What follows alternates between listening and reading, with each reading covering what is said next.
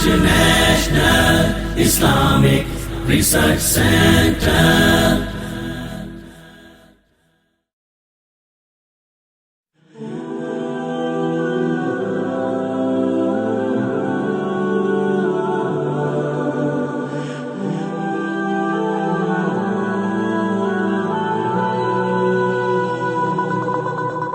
Mic number 3 خواتین کے شعبے میں اگر کوئی خاتون ہوں غیر مسلم تو ان کو موقع دیا جائے.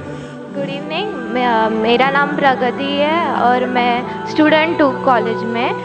میں بچپن میں سنا تھا کہ آپ کے اس میں کلرز، ہولی کلرز یا پاؤڈرڈ کلرز ایسا کو یوز کرنا الاؤڈ نہیں ہے. میں جاننا چاہتی تھی ایسے کیوں ہے.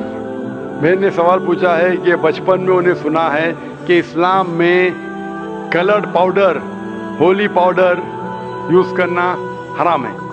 ایسی کوئی بھی قرآن کی آیت نہیں ہے یا حدیث نہیں ہے جس میں لکھا ہے کہ رنگ کے پاؤڈر استعمال کرنا فی نفسی حرام ہے. لیکن یہ لکھا ہے کہ دوسرے مذاہب میں جو چیز ہے، جو فیسٹیولز ہے، اس کے بنیاد پہ آپ اس کا نقل کریں گے تو وہ غلط ہے. تو رنگ برنگی پاؤڈر فی نفسی استعمال کرنا، مثال کے طور پہ میں ڈاکٹر ہوں، اگر کسی کو زخم لگتا ہے تو میں لال دوا لگاتا ہوں، لال پاؤڈر تو لال پاؤڈر استعمال کیونکہ میں ڈاکٹر ہوں. تو رنگ برنگی پاؤڈر کرنا حرام نہیں. لیکن اگر آپ ہولی کے بارے میں کہہ رہے ہیں تو یہ ایک فیسٹیول ہے،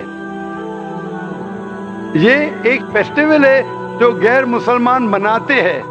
تو وہ فیسٹیول کو منانا جو قرآن اور حدیث کے خلاف ہے، ایسا فیسٹیول وہ غلط ہے.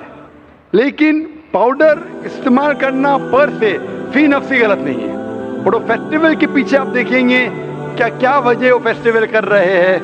جب آپ وجہ دیکھتے ہیں فیسٹیول کے بارے میں تو پتہ چلتا ہے کہ وہ وجہ قرآن اور حدیث کے خلاف ہے. تو آپ وجہ دیکھیں گے کہ کوئی بھی فیسٹیول وہ غیر مسلمان کیوں بنا رہا ہے. اکثر آپ جب تحقیق کریں گے یہ وجہ، چاہے وہ کوئی بھی فیسٹیول ہو، چاہے وہ کرسمس ہو، چاہے وہ گنپتی ہو، تو یہ فیسٹیول کے آپ پیچھے جائیں گے، اس کی ہسٹری جانیں گے تو اکثر وہ قرآن و حدیث کے خلاف ہے. اسی لیے اسے منانا غلط ہے. ہوپ دان سے کوشچن.